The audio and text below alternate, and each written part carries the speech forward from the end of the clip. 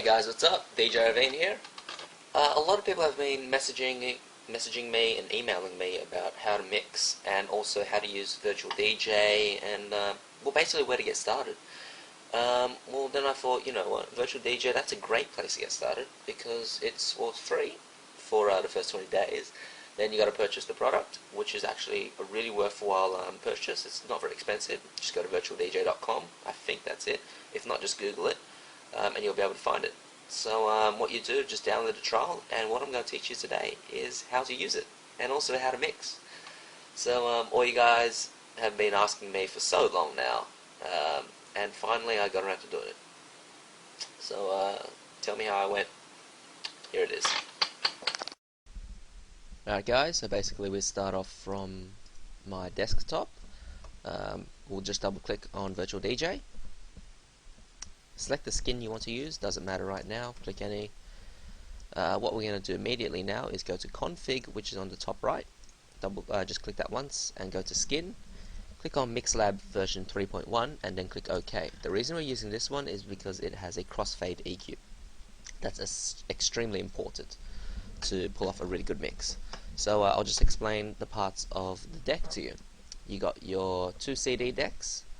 CD decks is what I like to call them because they're more like that than a vinyl turntable, and your mixer.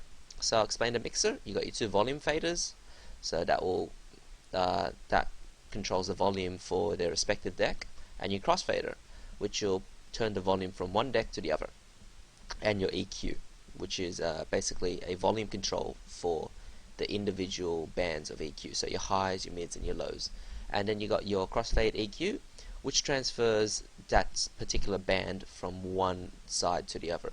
And that's really important because we need the bass crossfade EQ. So when we're doing a mix, we will be transferring our bass from one track to the other. Then you got your two CD decks. I'll explain the portions of the CD deck. You got your pitch slider, which turns the speed up or down of that track. You got your cue, your pause, and your play, and your sync button. So what a cue button will do is basically put a save point on that track. So whenever you click the cue button, it will go back to that save point, no matter where you are on the track. Then you got your pause button, which doubles as a stop button when you click it twice, and your play button, which is obvious, and your sync button, which is important because it lets you pull off really easy mixes really well. And what it basically does is match up the beats for you, and it will also match up the speed.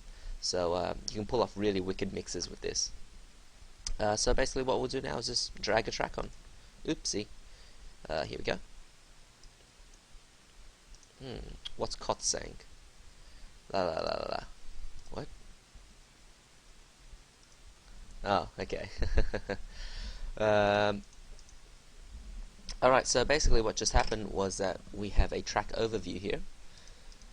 What that is basically wherever you click on that, it will take you to that point of the track. So the whole track is here wherever I click. So I want to go to the middle, I click there. Self-explanatory. And now what we will do is actually learn the structure of a happy hardcore track. Now there are 4 beats to a bar, and in happy hardcore there are 16 bars to a section. Now what does that all mean? A beat is every time kick drum comes in usually. Okay, so it's like dun dun dun dun dun. That would be a beat. So let's just give you an example of 4 beats. Now remember, 4 beats makes 1 bar. So this would be 4 beats or a bar.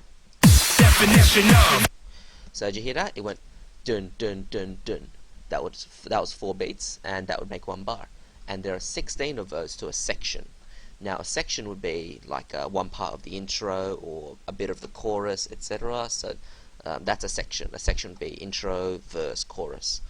A lot of tracks have 2 sections per verse. Well, no, 2 sections per intro and chorus. Verses are still usually just 1 section. So how to actually mix? What you normally do is mix in the introduction of one track into the outro of another track. So and what we'll do now is actually attempt to do that.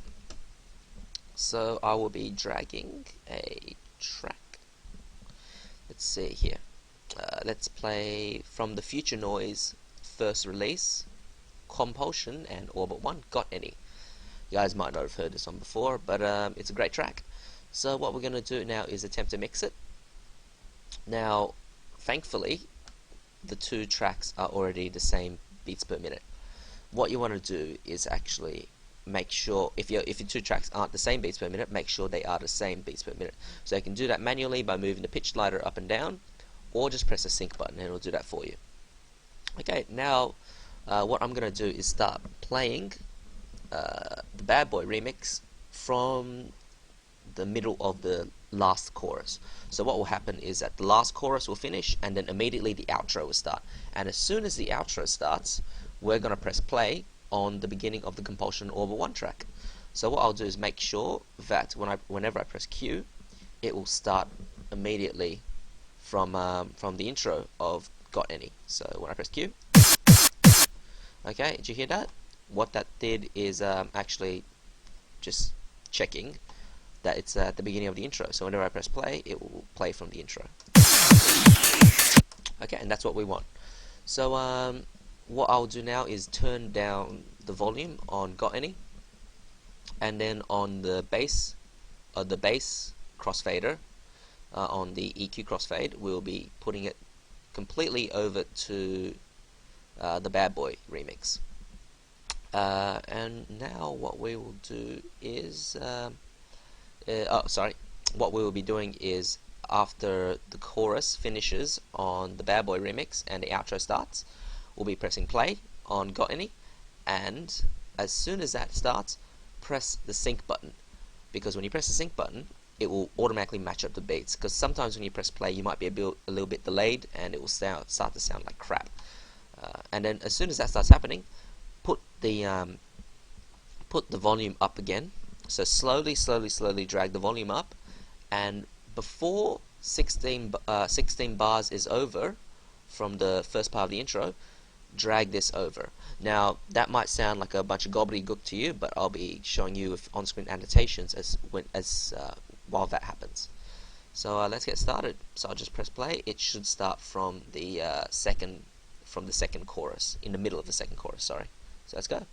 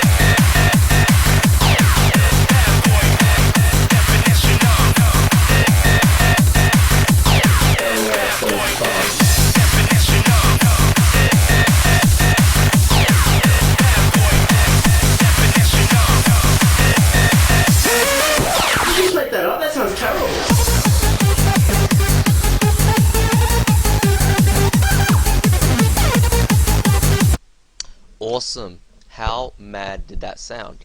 See, that was so easy. All that was just a couple of mouse clicks, and there you are. You got your first mix. And basically, to make a full mix, like a 10-minute mix, half-hour mix, hour mix, etc., just rinse and repeat. So simple. But remember, this is just basic DJing. There's so much more to it. Like, if you've ever seen Kotz and my videos and Kotz's videos, you'll see that Kotz does a lot of affecting, and he also does a lot of sampling, which are a lot more advanced techniques, and I do a lot of scratching myself. So techniques like that take a long time to get perfect. I mean, we're still not masters ourselves, but we're getting better. But you know, what you'll be doing with virtual DJ is very basic. So you actually have to get decks to actually get started with the really advanced stuff. But you know, this is really cool, just to start making mixes, sharing with your friends, showing them how awesome you are and how super sick of a DJ you are. Like, seriously, I've got nothing against virtual DJs. You can make epic mixes of this, and we all started here. So, you know, just for all you beginners, this is just a little treat for you. So, yeah, get out there and start mixing. And as Jonathan says, practice and enjoy. See you later.